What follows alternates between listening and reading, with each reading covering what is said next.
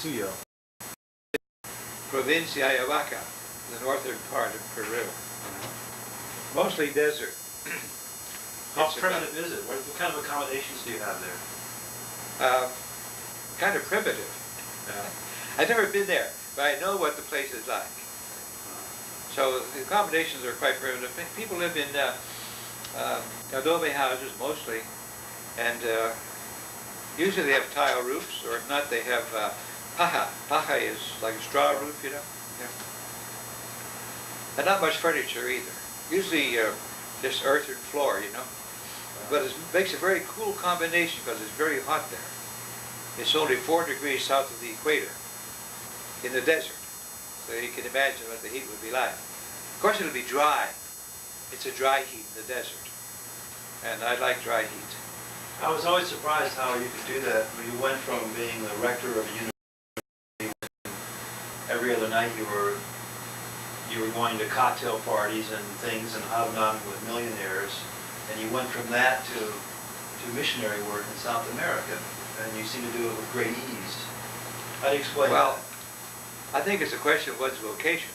I mean, God calls you to do many things in your life, and as long as you do, I suppose,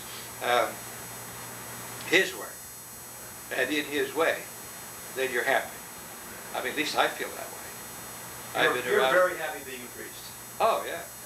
Never regretted it. This year I'm a priest for 47 years. 47 years ago I was ordained. In May 28, 1942, during the Second World War.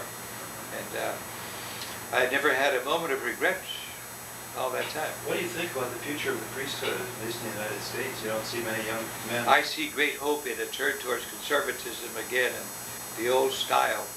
This new congregation recognized by the Holy Father and supported very much by Cardinal Ratzinger, you know. There's the kind of the remnant or the people who separated from Archbishop, what was his name? The Frenchman? Frenchman. Yeah. Lefebvre or something. Lefebvre, that's right, Lefebvre. That there were a lot of those people who didn't agree with his, separating himself completely from the church. And then they called the St. Peter Society. And already they have great appeal to young men. A life of sacrifice, you know, and a life really dedicated to the church. Not so much you model the church or modify it or cut it down so that it fits every Tom and Dick and Harry. No, on the contrary. That you have an ideal to strive for. I mean, when Christ said, sige me, come follow me, that's what he meant. And he meant going all the way up to Calvary, up to the cross, long before you get to Tabor. And sometimes we forget that, I believe, in today's church, that it's meant to be a life dedicated to the service of God and accepting all the sufferings and the shortcomings and sacrifices that are entailed by that, That's my view of it. So I think that the church is turning again that way. And it's about time. Can you imagine offering a young fellow who has an ideal of being a priest and serving God and following Christ? You offer him, a clubhouse and an easy life and very modern living and up-to-date arrangements such as going out to dances and so on and meeting female companions and all that sort of thing. Absolute nonsense. There's no way to train men for a life of sacrifice. Fulton Sheen, who, may God rest him, has said so many times, he says that Christ calls priests to be like himself, victims, not executioners. We're to be victims, like Christ was on the cross. And I think that's the meaning of follow me, is really do the same things that Christ did. And to represent Christ and stand for him and in his very place at this holy sacrifice of the Mass. Now, people have lost a little bit of sight of that, because of the modern wave, as I call it. But people have forgotten that element, the divine element, the supernatural element of what the Mass is to be. Do you recall who the first priest was you met or who inspired you? Pardon? In your early days, do you recall a priest who inspired you in some way? Or? Oh, yeah. I was an altar boy, We had a very rigid disciplinarian among the Sisters of Mercy, whose name was Sister Mary Aquina. She used to train her boys by rubbing their clenched fists up and down the unplastered walls of the classroom, you know. And said, I'll be tough now. Anyhow, she used to inspire us to go to serve Mass early in the morning, 5:30 Mass, you know. You plow through a foot and a half of snow from your home about a mile away. So this was instilled in me from the very first time that I can remember, like in second grade in school, that the ideal of the priesthood. And to serve Mass was the next thing to being a priest, because you're right there helping him along, helping him to say Mass, you know. So at the very beginning, I think I was inspired that way. But as time went along, I forgot about it until I was about, I guess I was 7th or 8th grade, and a friend of my father's, son of a miner, a lot of mining around my town in Du Bois, by the name of McNally, Richard McNally. Somehow he heard about Augustinians. He went to Villanova. He finished in Rome at the Gregorianum, and then he came back and taught philosophy at Villanova. Well, he came for his first Mass to our little hometown, Du Bois, Pennsylvania. And I was an altar boy, served the Mass. And they had the big solemn Mass and all the celebrations, beautiful choir, and nice sermon and so on.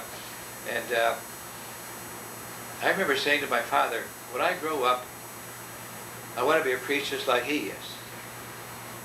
And I told him that also.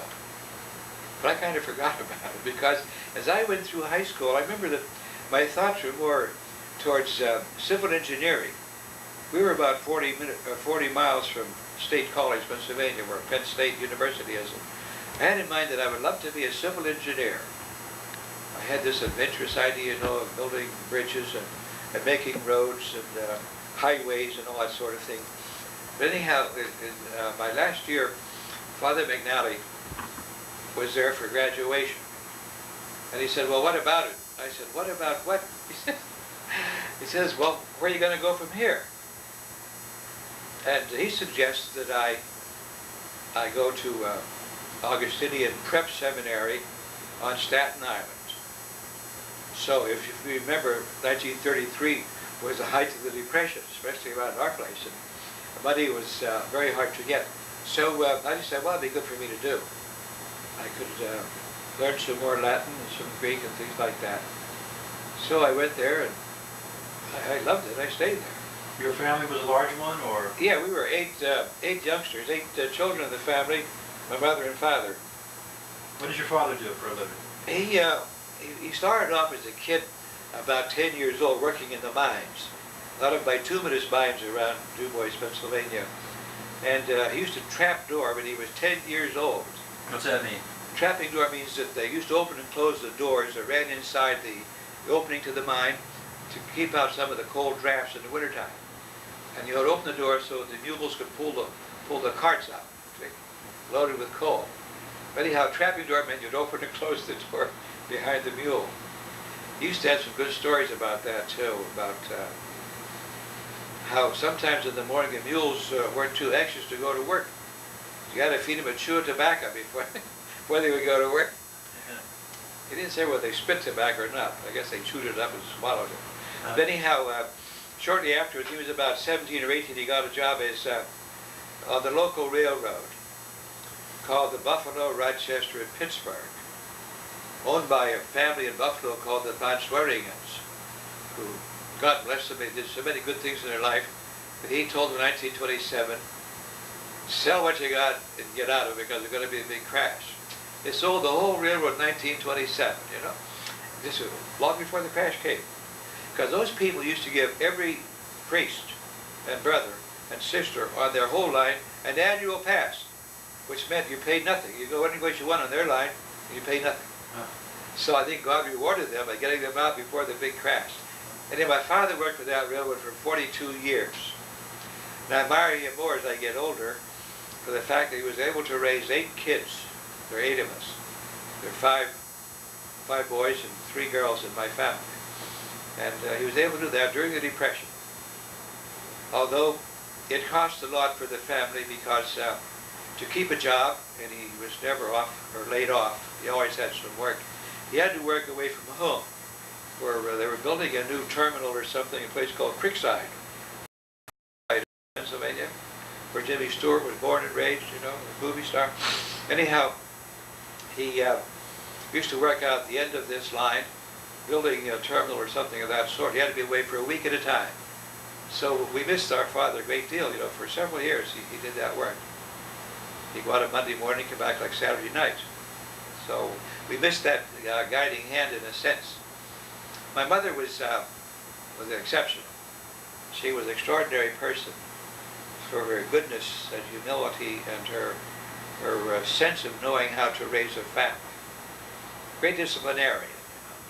You know how kids are when they're teenagers, they want to go out and run the streets and run up and down and so on. So she said, no, we'll have it at our house. Bring your friends to our house. The piano here, roll up the rug, play the piano and dance and everything, but you do it here, where I can see you. She had a good psychology about how to raise children. And her children have always appreciated that since. You know. Anyhow, we started off rather poorly in our family life. My father was a railroader for 42 years. And I guess he had about 3 years education formally, you know, in school. After that, out to work, you know. Anyhow, when he was 26 or 27, he married my mother, Mary Catherine O'Reilly, her name was, and he raised our family. We had no special training outside of the parochial school training. We had the Sisters of Mercy. I went to the same school for 11 years, and I graduated from that school also. Our first year, because of the railroad deeds, we moved to a small town about 25 miles away called Punxsutawney. Punxsutawney is Groundhog Town. I guess you've heard of that, yes. Well, we lived there for about a year or so. And, but I can't remember any real influences on my life, really, except that I had a terrific desire to read. I wanted always to read things. And we had very few books in our house. We had the Holy Bible, which I never cracked at all. It was always there. I mean, very reverently, I used to dust it every Saturday morning. It's part of my chores, you know. But never read it. Never read the Bible.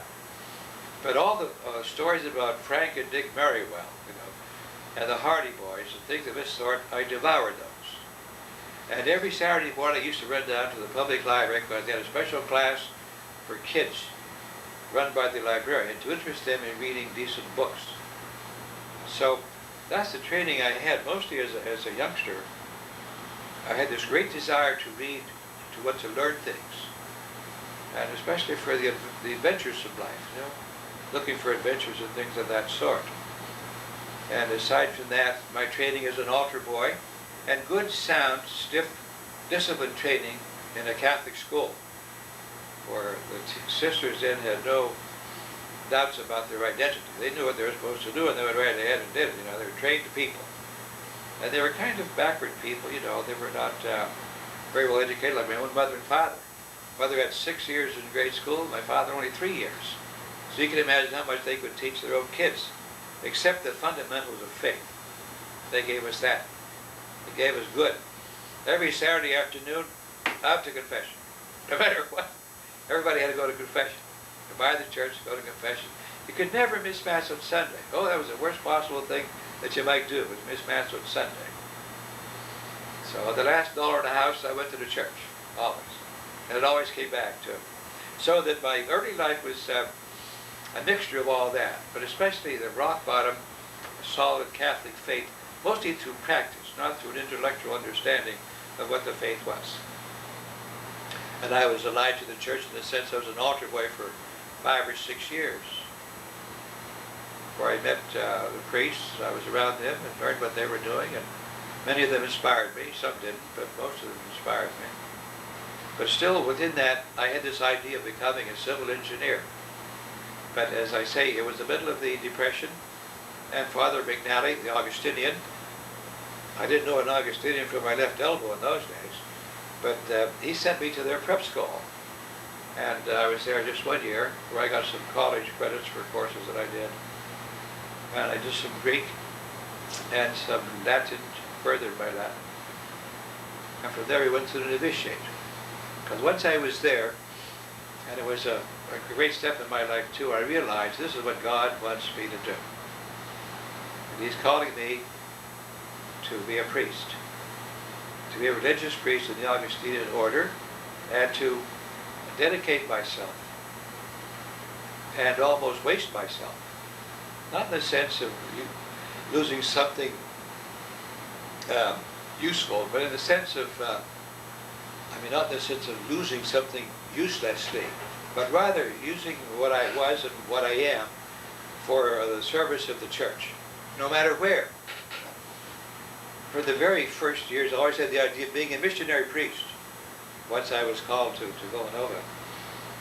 And we had missions all over the world at that time, but we had one especially where I corresponded with some people down in Bolivia.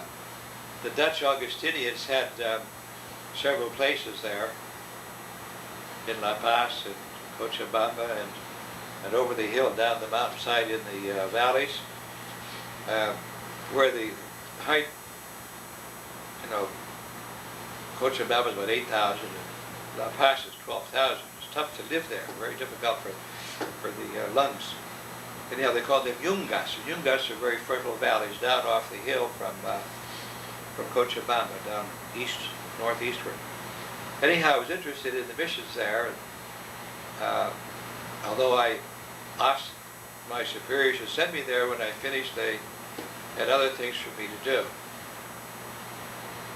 Principally because of the way I was trained, I guess. In the early days as a freshman at Villanova College, the seminarians mostly were shoved into the arts and philosophy direction, the liberal arts business. We had to have philosophy, everybody had a philosophy. Besides that, you were expected to concentrate in some other field, such as languages or math or science or whatever happened to be, history, education, so on. And I loved mathematics. I was very good at it with those days.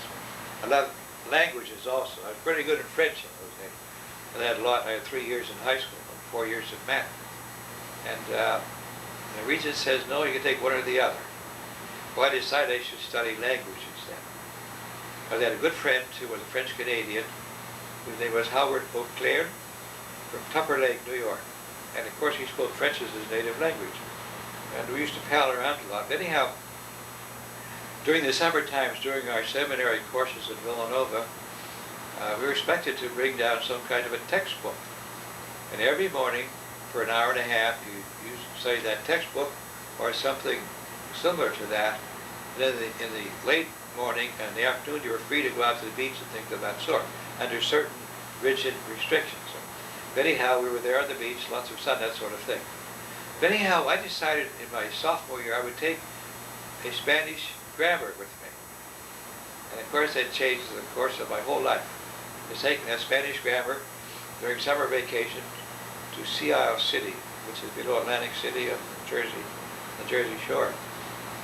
Because since I did have some studies in Spanish, then my graduate studies were in Spanish and French.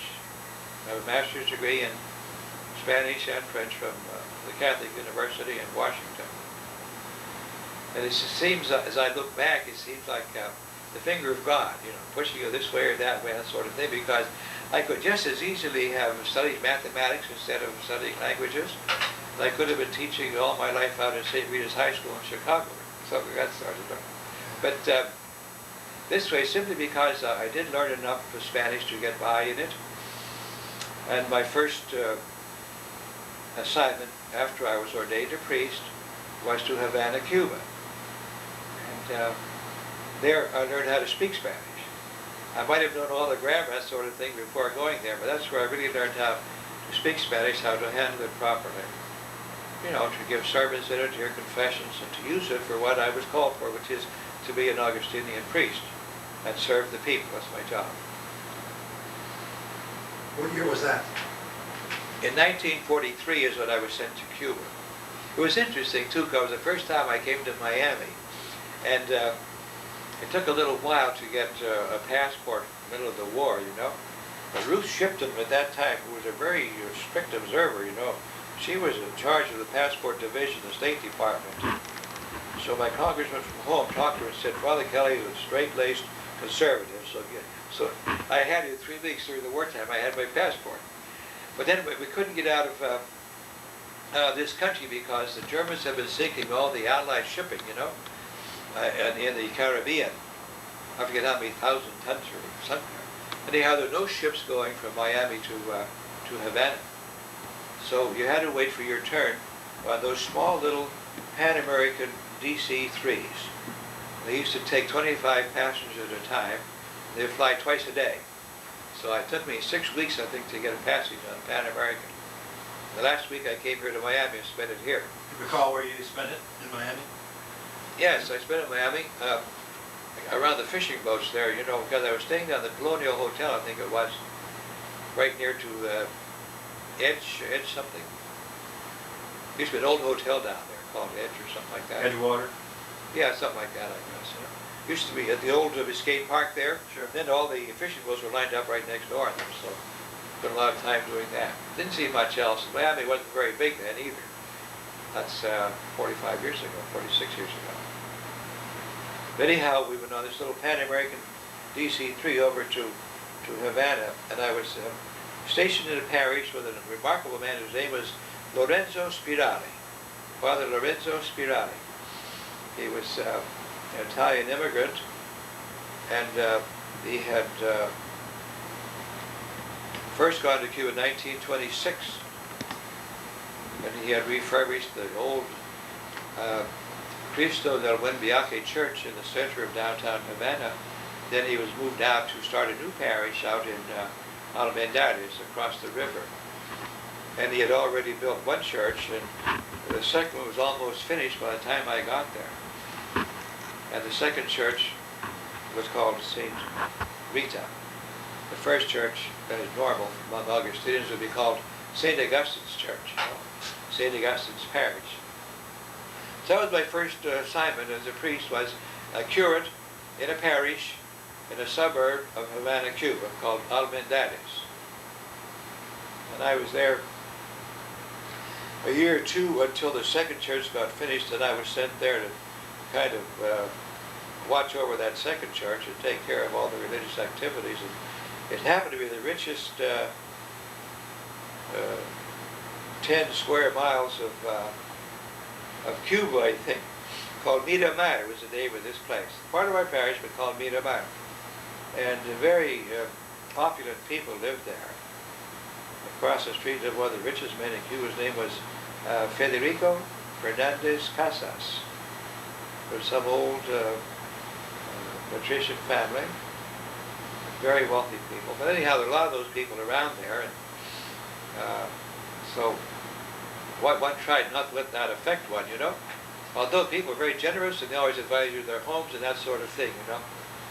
But anyhow, next to these rich houses, where there was an empty lot, we found, what do you call those folks who come in, build a little shack and stay there? What do you call them? Squatters? Or Squatters, yes.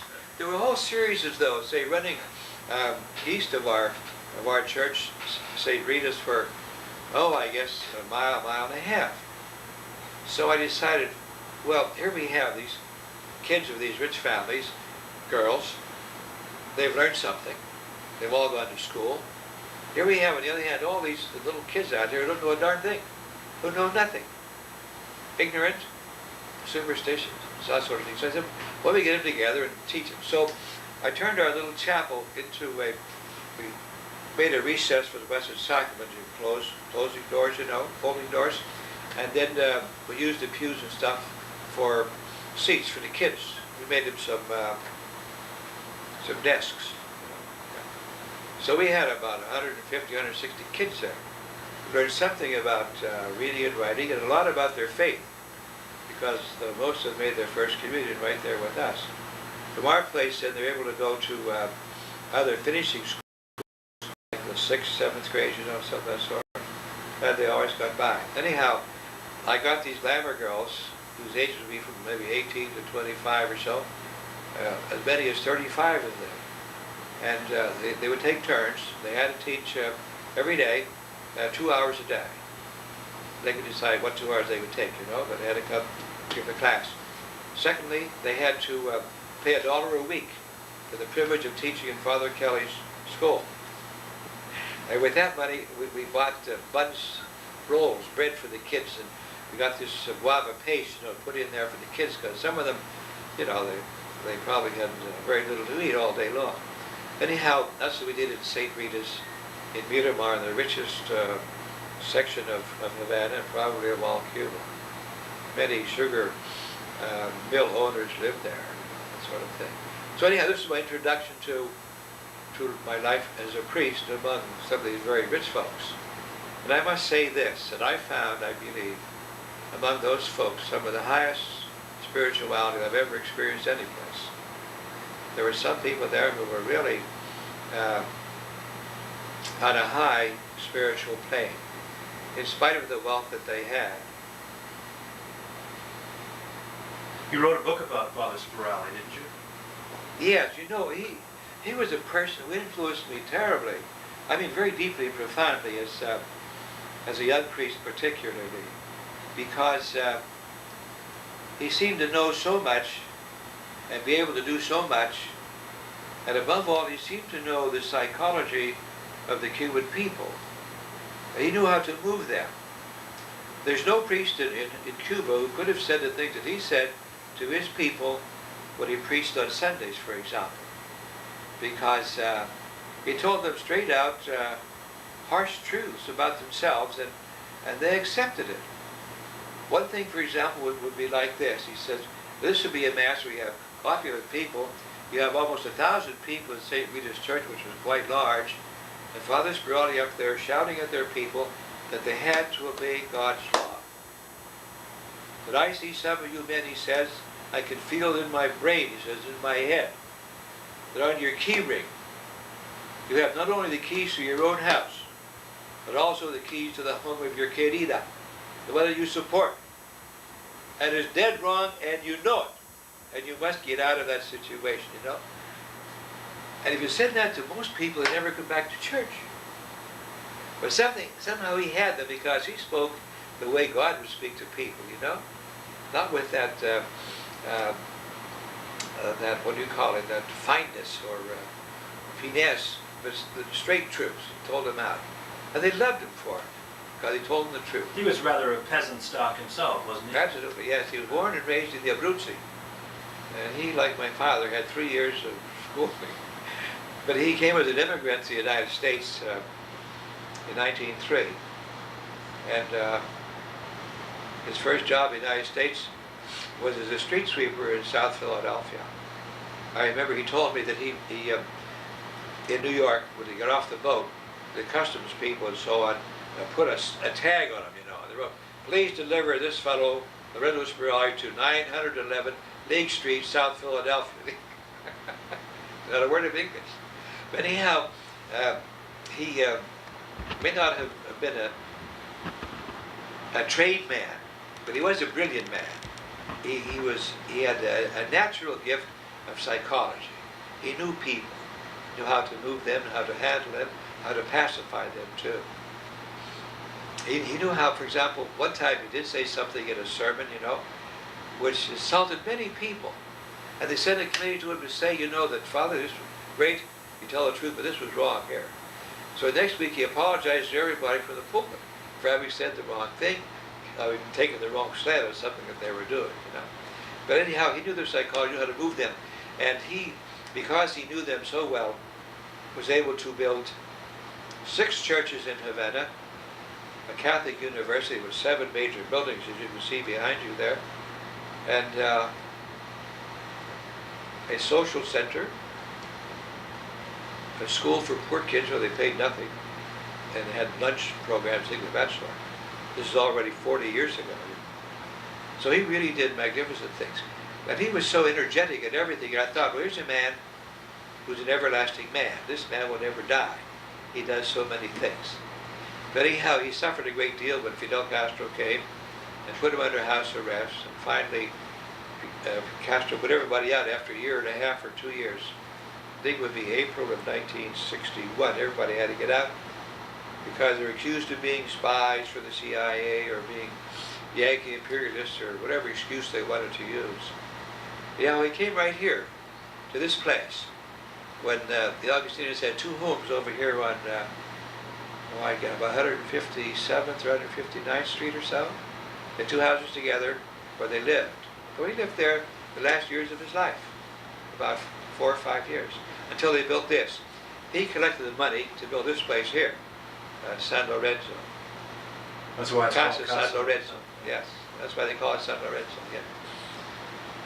So anyhow, he's a man. If you can imitate him, but try to equal him is very difficult. Very difficult. So that was my introduction to a priestly life. Was 7 years in Cuba, and my last year there, since one day Father Spirali, in his own direct way, said, "Boy, go down to the university and get a degree." So it took me 2.5 years to do it. But I got a doctor's degree in philosophy and letters at the University of Havana. And with that, they decided that I should go out to the nascent Catholic University and help there. That had been established in 1946 out the road about 5 or 6 miles from St. Rita's Church. And I spent a half year there. Then because of sickness of the priest in Marymount College, they asked me to change places with him. Father Gavigan, perhaps you don't know him, Dr. Gavigan. Anyhow, we changed places, and I went to Marymount College for 1.5 years. And I was dean of men there, helped the boys to keep straight, and I enjoyed that very much. I enjoyed the college atmosphere and the American boys. I'll never forget one lad in my class who was 6'7", I think he was. His name was Lenny. He was 37 years old. I thought, gee, he's older than I am. How could he be my student? But of course, it was a lot of the GI lads come back. They worked a year or two, finally got the GI bill. They had a chance to go to college. He was one of the most impressive men because he raised a family, worked 8 hours a day. Besides, I went to school and was able to get on the honors list. Some of those men were admirable people who went to World War I and returned and were on the GI Bill at Marymount College. You enjoyed teaching? I did, yes, very much. Very much, yeah. I taught Spanish there, of course, and some Latin and some religious principles especially. But anyhow, that was interrupted. I felt very comfortable there. Since I knew Spanish, that was my downfall in a sense. The first rector of the university did not have the legal requirements to stay in Cuba and be rector of a university. So they said, you better go back there, you better run the place.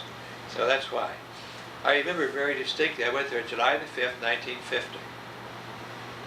And the first thing I looked at was in the office to see the slate of students that we had. We had 78 students in the whole university. I thought, this can't be, because we had 32 professors. And that was almost 2 students per professor in the overall statistics. So I wrote a note to all the professors. I says, unless you can bring back a student or 2, I don't think we can use you for the coming up year. Well, enrollment jumped. And the problem at that university at that time was that it had no legal standing. What it had to do to stay alive was to imitate the same courses of study at the National University, give the same courses. And then all the students had to go down there to revalidate their credits. In those days, and I suppose you could still do it, although I'm not sure. But when I went, you could. You could register in a system called Por la Libre, which meant you could or could not assist as you wanted to class. But at the end, you had a real stiff exam. So that's what our students did. They would take the course at our place, go down there, register that way, and take the exam, and get pretty good marks. So we were doing all right at our university. So this was the problem. We had no legal status. So I thought my first prime job has to be to get legal recognition of that university. So I spent hours on end in the Congress, whenever they were in session, in both the House and in the Senate and so on. And a lot of people knew Father Spirali, and they liked him, admired him, and respected him. Father Spirali will help out. But you know how politicians are. Somebody had got to get his bill in, so ours kept getting pushed out and that sort of thing. Anyhow, finally, after about 4 months, I was there about 4 months, it was Christmas time, 1950, that lower house, representatives passed this law for private universities. And then after about a few months longer, it was up to the Senate, and they also passed the bill. What was left then, of course, was the implementation of the law. And it took us, by us I mean the Secretary of the University, Dr. Jorge de Cubas, and myself, almost 2 years to write the implementation. But it was, the basis was written in my office as rector of the University of Villanueva. And then, of course, it was passed to Jorge to put all the legal requirements in there, fined to the Ministry of Education, and they passed it. They passed it. But the political conditions of Cuba were in a very unpredictable state of flux. They had from 1943 elected democratic presidents. In 1952, General Batista decided that the president wasn't living up to what he had promised, and he took over the government. And people thought it was all right at the time, except those who were affected, by the takeover. He stayed in power. I said one day to our professor of Cuban history, I says, Perez Cabrera, I says, how long is Batista going to be in power? And he said, Father, that's easy, X plus 4 years. By then, of course, that he would stay there until politically he was acceptable by the people, would have elections so he could be democratically elected, which is exactly what happened. But through those 4 years, something happened. I admired Batista, because aside from being like many other presidents of Latin American countries, filling their own pockets, and all the places in government with their own friends and family and so on, that he did raise, but notably, the economic strength of Cuba, without question, mostly by diversifying industries in Cuba. Up to his time, there had been a monoculture of sugar. Everything derived from sugar and of tobacco to a lesser extent. And tourism would be the third economic feature of Cuba. But anyhow, he diversified that so that by the time he left office or was put out of office, half of the, what would you call it, the industry product, the general national product, industry was, that's right, was diversified industry. Yeah. Plastics industries and paints and things of that sort, Anyhow, our university, I think, after it was recognized as by the state of Cuba, and given its charter, was destined for great things. Not because the Augustinians were especially great, because of the Cuban students and the Cuban professors.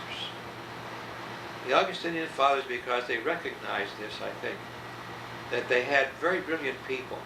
Cubans are very smart people. They're very intelligent. They're very quick and energetic, and they work hard. Although sometimes we see them mostly in a different and contrasting style of life. They take things easily, and living it for mañana sort of thing, but they are brilliant. We thought always that by putting their brilliant features together with a sense of discipline, as at that time we had in most American colleges, we would have a fine product. And of course, that's the way it's been, because if you track down any of our graduates in whatever school, you'll find that they fared very well as architects and engineers and chemists and as philosophers, historians, and so on. It's amazing what has been done. We had a school of chemical and mechanical engineering. What those men have done is amazing. One of our boys graduated there, his name is Rojas. Today is the about number 5 man at IBM company, simply because he had an inquiring mind, which he got mostly, at least developed it at our Catholic University, in a process, in the sugar process. Because we decided in engineering at Villanueva University that since one of the main incomes of Cuba was sugar, we should specialize somehow our engineers in the sugar industry. So as you know, the heart of the chemical engineering course of 5 years is a laboratory course called Unit Operations Lab. It has 15 operations, and 9 of those are verified in a sugar mill. So we decided, okay, we'll put a small sugar mill right inside our laboratory, which we did, to take care of 9 basic chemical engineering operations. And the other 6 were easy enough things. We got those in too. So anyhow, we were the only sugar mill in Cuba. It was a small one, but a sugar mill that could run backwards and forwards without stopping, and you could change the rate of grinding and crushing, all that sort of thing. We had the thing built ourselves, you know, because we tried the Squire Company up in Buffalo, who manufactures sugar milling equipment. And they were making 3 small ones for the University of Hawaii, 1 for LSU, and they had a 3rd one, and I wanted that badly. But they wouldn't give it to me, see, for our sugar. It was, okay, we'll build our own. So we did, we built our own. And as a result of this, we could train our lads to such an extent, which no other milling operation could do in Cuba, because they couldn't stop the mills. They didn't have this small type mill where you could stop and find out why it wasn't crushing with more efficiency. The basic thing would be, well, you say you have 6 mills in tandem to crush out this sugar cane.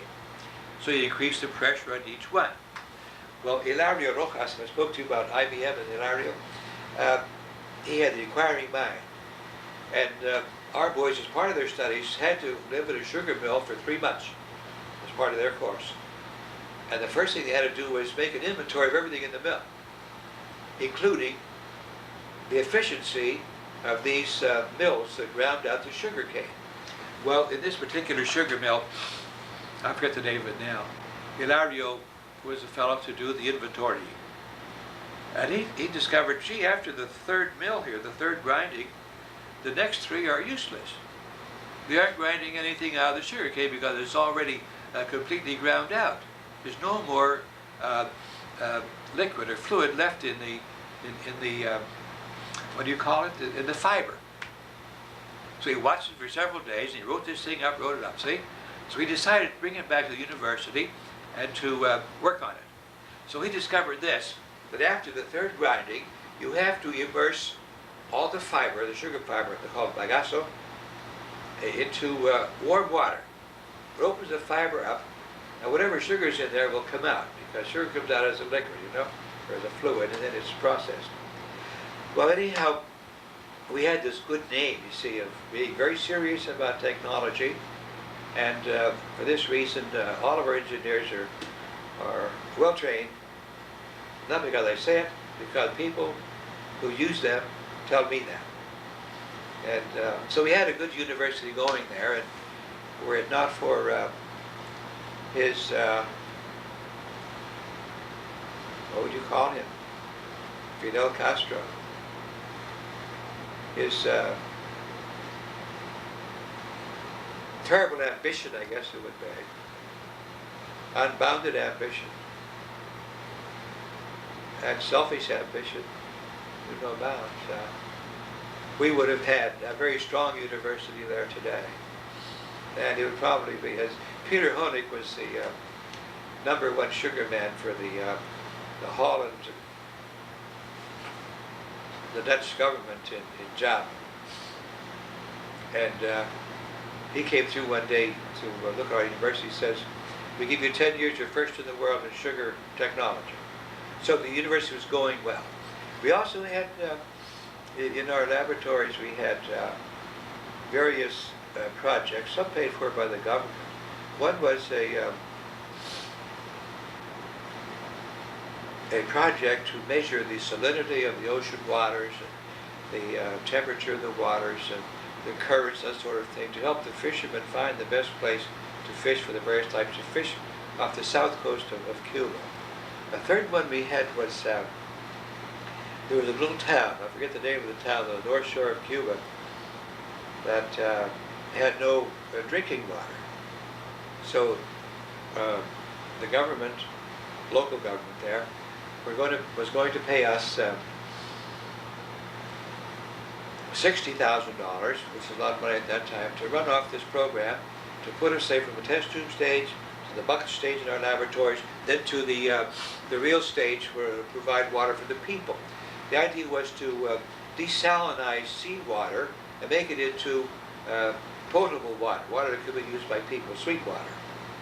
So we had that in the bucket stage when Fidel Castro came to town. So, as I say, it would have been a wonderful place, the university, and it would have had a good name now after 30 years if it weren't for this communist revolution in Cuba. Did the U.S. do something wrong there, or what happened? Oh, what happened? Well, maybe I'm too Irish or something. But anyhow, the problem was that, see, I went to the University of Havana. I studied there the same years that Fidel Castro did, and when he was a student leader. And the only thing he did for me as a student at his university was lose time. So I decided when I was running a university in Cuba, our students would not lose time. That when you go to school, you go 180 days a year and you learn something. You don't spend half the time having strikes here. And they could close the university at the University of Havana overnight, and they often did. I remember several times going down for final examinations, say the month of June. And I come to the door and you have a policeman there and a couple of students there. And they say, "No class today, Father. No exams either. We're on strike, Padrecito." On strike. They could close the university overnight, which they did many times. Anyhow, I said, they'd never have that at the university where I happened to be. So that's why our students came there. It was a serious business and they had to study. So when Castro started his revolutionary movement in 1957, and all the young guys, so easily swayed, 18 to 23, you know, the same as our kids here, 23, patriotic, many of them, idealistic, many of them, easily led, many of them also, you know. Well, my policy, about where everybody at the university was, that this university stays open no matter what happens elsewhere. The University of Havana closed after 2 months of Fidel Castro sitting back in the mountains and telling him you ought to close, go on strike, you students, see? Student leader, plenty of influence there. So they went along with that. And they closed the university. It was closed for 2 years and a half. Yes, 2 years and a half, when finally the revolution of Fidel Castro walked into power the first weekend, January the 8th, 1959. And one of the first places they took over was our place. Precisely because our policy was, you go to class, if you want to go to revolution, go outside class hours. You don't go during class hours. You must go to class always. And the professors agreed to that, although there was some very horrifying times, such as the time they set off a couple of bombs inside the university. And some of our own people, our own students, you know, who belong to these young groups, revolutionary groups.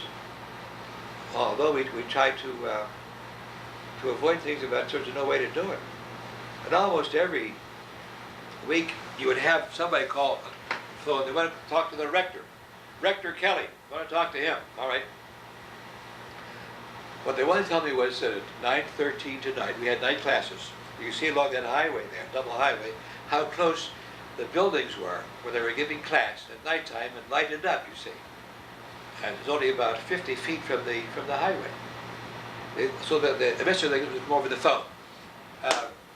9/11, we're coming by tonight at 9/11, we're going to machine gun the first 2 buildings which are alongside the highway. So the best thing I could do was say, well, I can't stop you, come ahead. You know? But after a while I got tiring, so I says, this phone is tapped. Of course they would hang up immediately. We never got any threats after that. The only real danger and threat that occurred in Villanueva was where they put bombs inside. Because the bombs are heard, 40 blocks away, I guess, and the police came. And in those days, the police were not respected. And on the second floor of that big classroom, I can remember vividly still, how there were 3 policemen there, and they were investigating this explosion.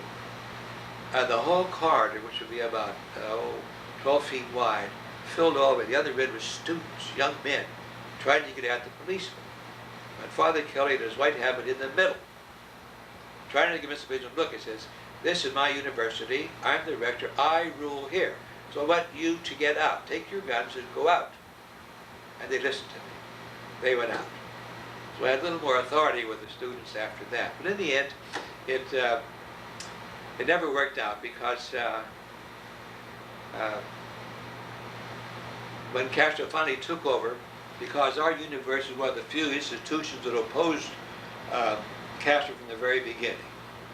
I don't know if I could say here where my information came from, but it was absolute, authentic, secure source that Fidel Castro was, if not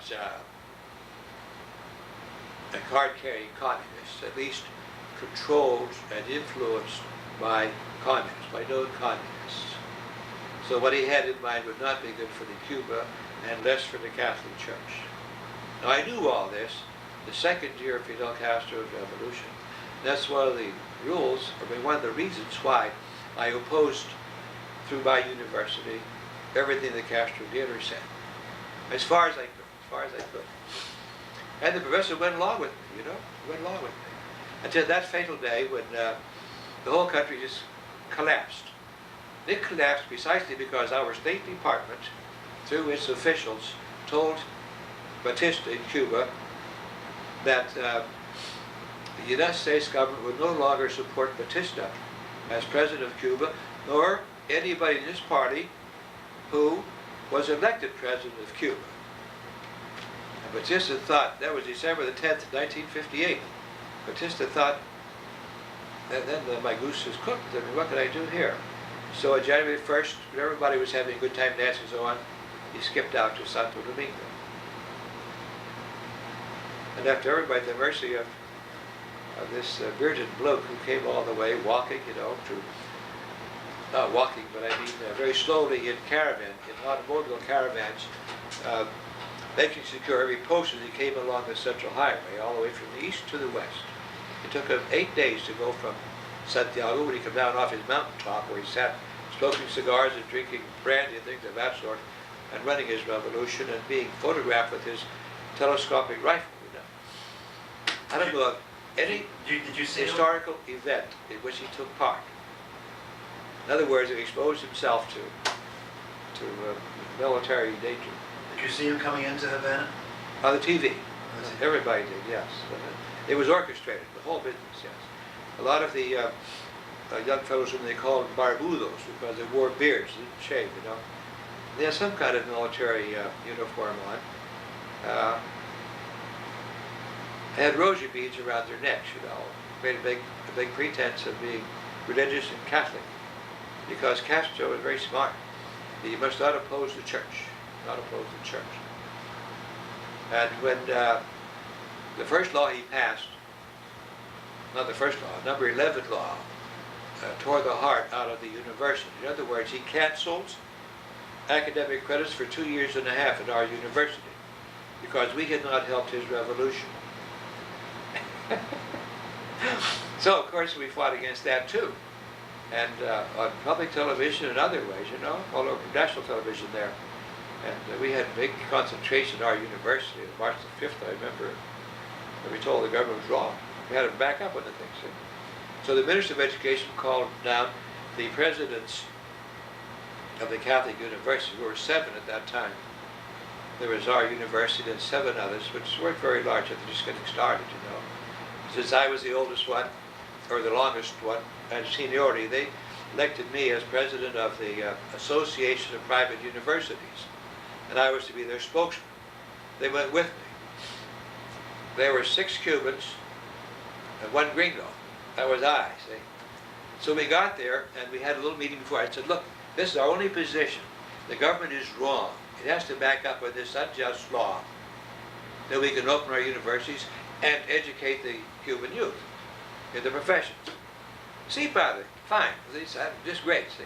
Well, we didn't see the Ministry of Education was handling this operation. about closing all the universities because they had not supported Castro's revolution. So we went in, I was a spokesman. I told Dr. Hart, Armando Hart, his name was. I told him, this university law that you passed is unjust because it squeezes the very heart of a university, which is academic credit. How can you take out of the minds of people who've been trained for 2 years and a half what they've already learned? We give them credit for what they've learned. We officially state that they have learned so much and they're capable of this, and he says, you can't have it before all the organisms of the state. I said, the government's wrong, and you realize it. Unless you back up, we continue our opposition to you. Never forget what he said. He says, what is a small little university which represents about 0.001 of the population, but is weighed in the balance of this wonderful revolution of ours, which will go not only from Cuba, but all the way to Tierra del Fuego. Don't forget that. Anyhow, me and the other presidents, we walked out. I and the other presidents walked out to, what do you call it, to have cloture, have a little talk together. And I says, we cannot make a deal with this man. We have to insist that the whole law be backed up on. We got to stick together. See, Padre Pedro, you know. Anyhow, we were back in. All 6 of them failed. I left alone and insisting, you know, that they were wrong. They had to back up. So the other 6 thought they might, you know, be able to open their universities, but they weren't either. They weren't, because ultimately, what happened was that I became persona non grata to the Cuban government, and they published in Revolucion, which was their newspaper, you know. And Kelly is persona non grata, and he has to go, and that sort of thing. He has to be deported, that sort of thing. But I wasn't going to be deported unless they came and got me, see. And but I waited. And in the meantime, did whatever we could to, the students, our students by that time, were involved, well, I guess 50% of them, in opposing the government, in placards and protests and all that sort of thing, wherever they could, you know, mostly in our own university. But we didn't get very far. What happened was, I had, on all 4 occasions, I had messages from Fidel Castro. Some from professors of my own university in the law school. So, Father, this is his idea, and that this is what's going to happen unless this other thing happens.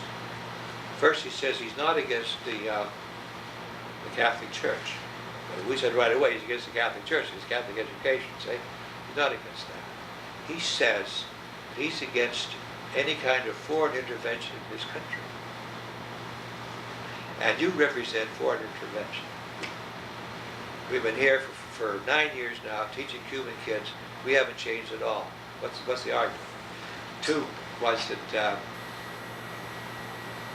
we would have to go along with the new laws that I had written, that Father Kavanaugh, the prior of our house, had written a whole series of reasons why this new regime was communist.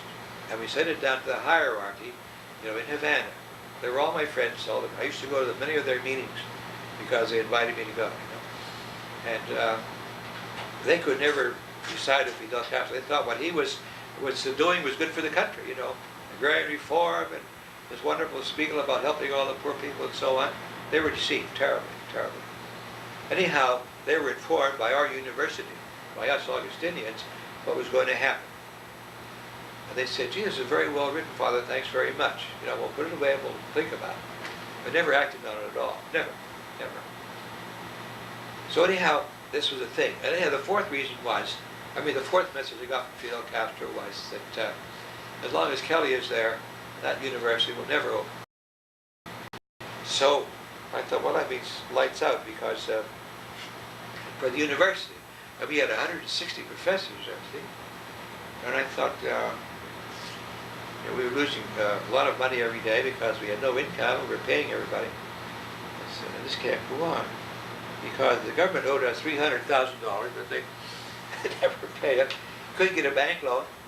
because we had no security. They wouldn't give it. The banks wouldn't let us any money. So the government had taken them all over. You couldn't get anything, see? What they wanted was to squeeze us to death. So anyhow, I thought, well, if I really am the only objection to Fidel Castro, then I think I should try it, say. So I made all the steps necessary, which is to see the nuncio and the archbishop and Father Spirali, the board of trustees, and everybody, you know, and tell them this is what's going to happen. At that time, they were sending into all industries or businesses and banks what they called a crew of interventores, a crew to take over the running of the bank or the business or the industry. And that's going to come here. They get rid of all the Americans, you see. Like American foreign power company belong to the United States, you know. And a lot of the big gasoline companies belong to the United States. And a lot of the sugar mills belong to the United States. So in every one of those companies, they put in this team of interventores, a team to run the thing and get rid of all the old management, see? So I thought it's going to happen here too at this university. So I made all the steps, got everybody's permission first, or at least that they knew about what I thought had to be done.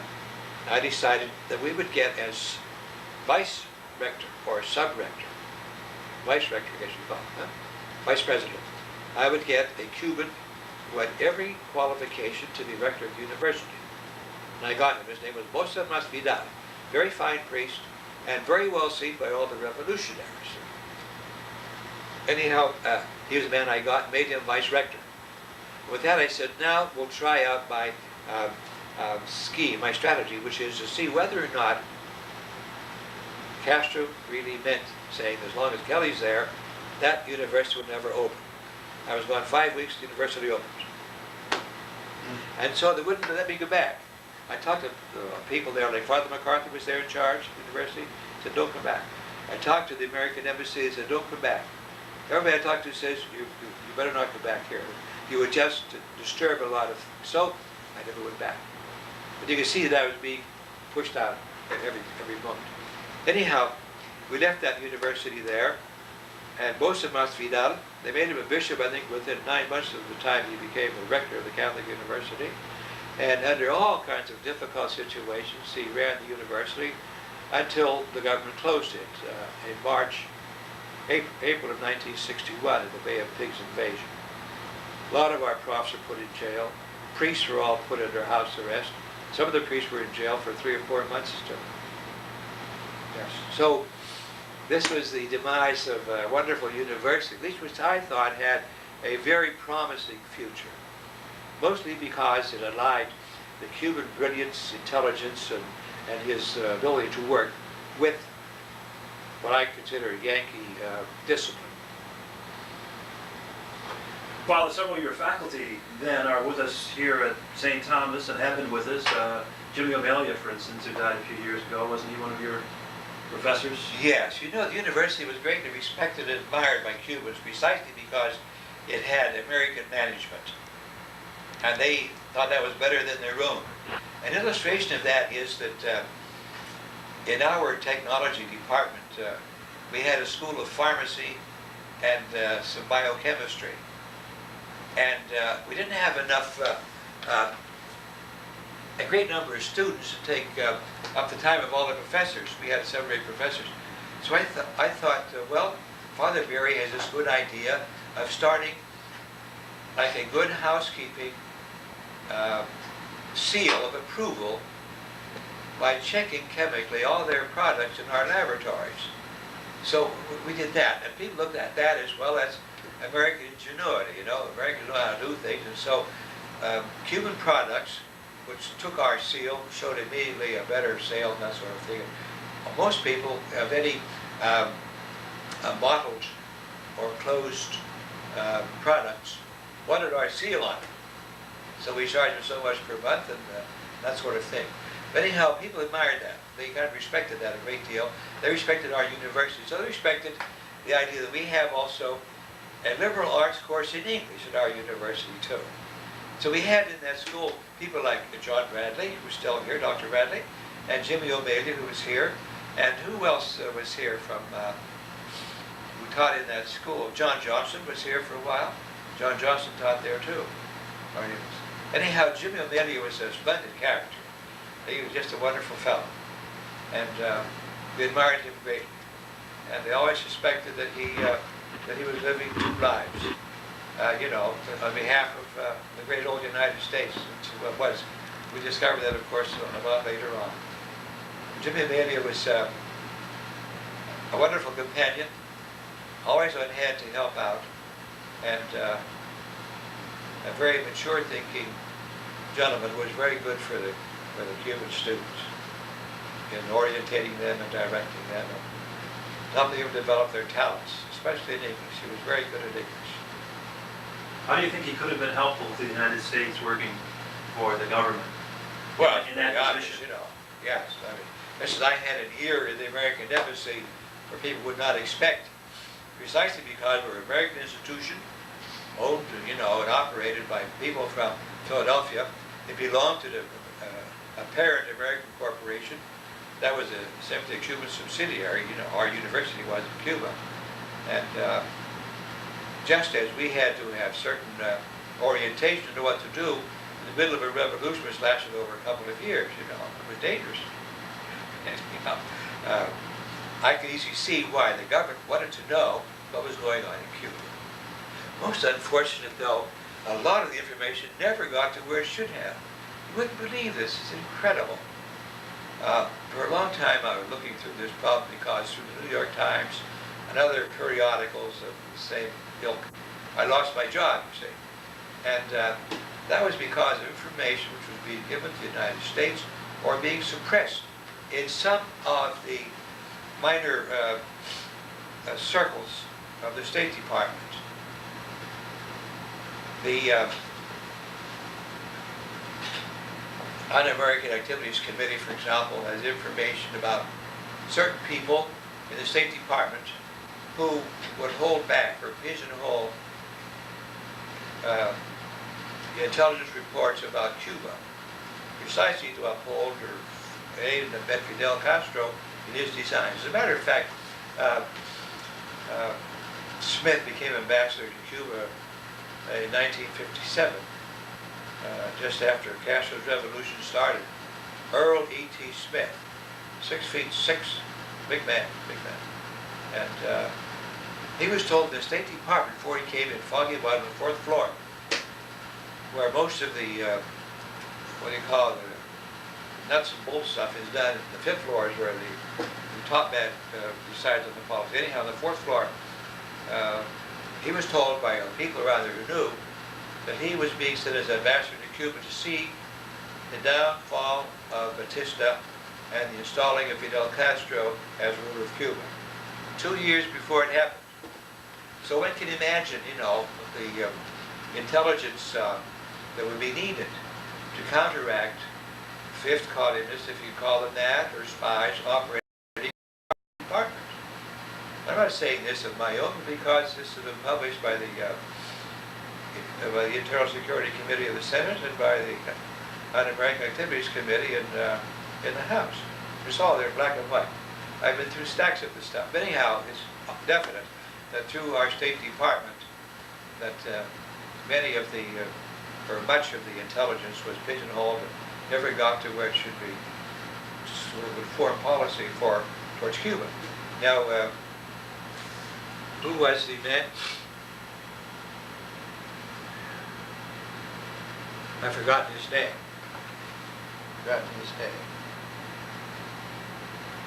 There were so many of them who knew the truth, were telling the government the truth, but no action was taken on it. And what was the ambassador himself?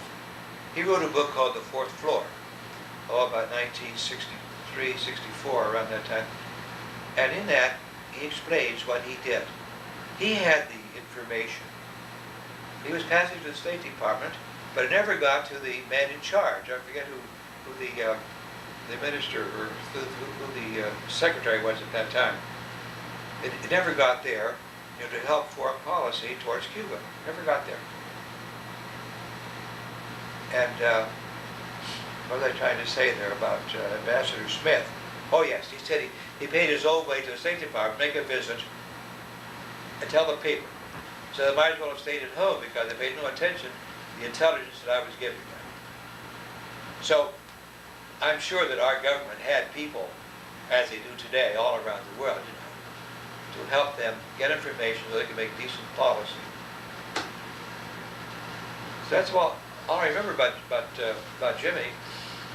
But he was an easy guy to get along with, and a true friend, a very true friend, and always helpful.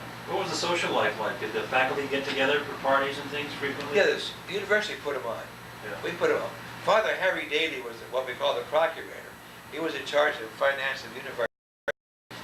We would celebrate all the professors. Maybe 3 times a year, we would have a party for all the professors. Either a picnic on the lawn, or we would have a very formal affair in one of the unused rooms of the library, or something like that. Oh yes. We saw immediately, Father McCarthy was with me almost all this time, the necessity of forming our own professors. Now for the first 3 years, every month we had a conference, about some of the more fundamental principles of decent and proper education of students. Because we had people like this, for example. When I was teaching the history of Cuba, he had 37 students in class, see? He had all the names down there, very nicely typed out, and then over in the first column, he put down an A for the first kid, whose name was O.S.A. Then he made an arrow all the way down through 37, finished the arrow down here. Everybody got A. He didn't know anything about bell curves and things of that sort. But anyhow, we had these conferences to help our own professors be more acquainted with the American style of practical education, of a disciplined, regular attitude of study, rather than a cramming course 2 weeks before exams, disciplined, weekly, and so on. So Father McCarthy was very, very good at that. So our professors got together very often, as a matter of fact. Yeah. You did your dissertation on Cuban architecture or ecclesiastical architecture? Or? Oh, I did. And the reason was that at the University of Havana, where I was studying from 1945 to 1948, there were a lot of anti-clerical sentiment. And I thought, well, it's going to be tough to try to get through this. Anyhow, I found a good department where they were amenable people, they were very kind, that sort of thing. It was the history of art department, see. We had lectures, then we had the lab, checking over the paintings and sculpture and things of that sort. There were very good people there. And so I decided I would do it there. So I had to do a thesis on something within history of art.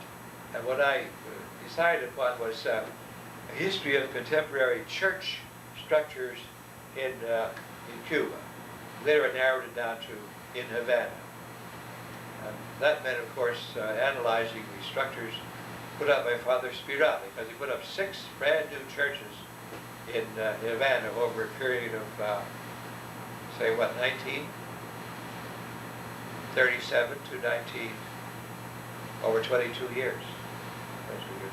That at a big university, the chapel of which is in this thesis that I wrote. But I don't know anything about architecture. I simply know a theoretical approach to architecture, the organization of spaces and the decoration, and the structure should, express something, that sort of thing. But the nuts and bolts of architecture, I don't know anything about that. Did you have a favorite building in Cuba? I'm not sure if I did. Probably it's the church of our university, because it was designed and built by an architect who went to Catholic University of America. And there is a nice church on 16th Avenue where the Embassy Road begins, Sacred Heart Church. It has a beautiful Byzantine type decoration. And he put that inside our chapel at the university. The chapel would, hold 550 to 600 people. And it is my special building, I think. The building I like best in not because it's the church so much, but it's our church and our chapel, and was a center of our university life. And I say that with feeling because I remember in the early days, I had no university experience. I didn't know how to run a university, things of that sort. I kind of learned on the job. But there was a thin little volume published by some people whose name was Ward, a husband and wife team, how to construct a Catholic university and what their curriculum of studies would be. And I studied that pretty much, and I decided this has to be it. If you advertise yourself as a Catholic university, if you have from the Holy See recognition as a Catholic university off a banner, for example, then the third step must be this, which is the religion represented by the chapel must shine through every course of the university. And I must say that I stuck to it pretty closely because the Minister of Education, the Minister of Public Works, was an architect, and he was a Catholic. And he was in his job, that's a powerful job, Minister of Public Works in Cuba. No, millions of dollars at his disposal. He wanted to become a professor at our university. And many of them want the prestige of being also a university professor besides having this political job, see? And his name was something Rai, Manuel Rai, R-A-Y, Rai. Manuel Rai. Manuel came to see me and said, Father, I've been an architect for 19 years, and I know what I'm doing, and see all my works. He said, very fine. You brought along some things to show me. I said, terrific. Manuel, are you a Catholic? See, Father, do you work at it? No, I don't. Manuel, I'm sorry, but you can't belong here. I was so influenced, you see, by what I believe a Catholic university should be, that if he could not be an example for his students by saying, I go to Mass every Sunday, I go to the sacraments, and you kids got to do it too. You're Catholic kids. He couldn't be the role model for his own people in architecture. So I said, Manuel, I'm sorry we can't take you. I did this every time I had any professor to appoint me. So our chapel meant that to us. Because ultimately, what else is there? You know, I'm 73 years old now. Don't know how much longer I'm going to live. But I certainly want to make sure I'm on the right side of the ledger with Almighty God. That's the whole thing, the whole business. I've worked at it all my life, and I hope it'll be kind to me. But I mean, I think this is what we should have in a Catholic university named as such. You went then to California, didn't you, to a parish? Yes, I did. I was originally scheduled for Biscayne College. I've been working in Chile for 1962, 63, and 64. So I finished in Chile, and they sent me a notice to come here to Biscayne College. Before I got here, although I sent all my junk here, you know, books and the trunk and stuff like that, I got a new job. Canceled the old one and go to California. So I was in California at a parish, and I was in California for about 10 years. I taught for 1 year at our local high school in our parish there at San Diego, in St. Patrick's Parish. The school was named St. Augustine. I was there in that parish 6 years, and I was 4 years up in Hollywood, in Los Angeles. Our mother could counsel. I was pastor there too. Pastor in San Diego also. And then from there, I had a year out when I was translating History of the Order, a certain period of it. When I finished that, I had no special project, and so I decided I should volunteer to go back to Peru, where I spent some time on the mission. So I was there 9 years, a little place called Moropón, in the northern part of Peru. And from Moropón, where I needed some repair work done on my heart a little bit, and on several other features of my anatomy. I've had it all done now these last 4 years. You know, like a new eye, what they call interocular lens, to put a new one in, and I'm feeling fine now. Things of that sort. Anyhow, I'm feeling in pretty good shape again. That's why, because of the great need they have right now in the mission field, I'm returning to the same prelature where I was from 1976 to 1985. I'm going down this June, the next 6 weeks, and I'm not sure how long I'll be there, until this critical shortage of missionaries is solved. So that's it in a nutshell. We've come now pretty close to the end of the line. I've enjoyed it. Well, perhaps we can finish off some of the stuff later on if you'd like to. But right now, I really have to go over there and see this medicine man. What do you call them? Honorary. Honorary degrees and awards, stuff like that. Yeah. And this is when you were how old, this painting of yourself? Well, that's a college, you know. I finished there, I was what, But- about 22? But the painting of Oh, the young painting? priest? Oh, I was the rector of the university. That's about 1953, around there, 54. With a painting made in Spain. One of the girls was going over there to study at the University of Madrid, and she had this picture, and people outside were making these paintings, so she had the fellow make a painting of it from a photograph. Mother kept it for years and years, and when she died, nobody wanted it, so I brought it back with me. Your trademark is this straw hat. Yeah. You always wear a hat when you're out in the... Oh yes, out in the sun. This is St. Rita's, or this is at Villanueva? That's the chapel at Villanueva, at the university, yes. You can see here, this is the picture of the university down below here.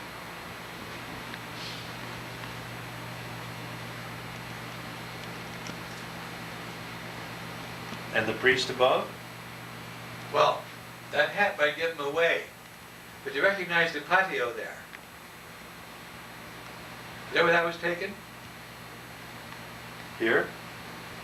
Yes. It's the south side of Kennedy Hall, off those steps there, off the west steps, across the patio. And over in the right-hand corner is where the little thing says platform.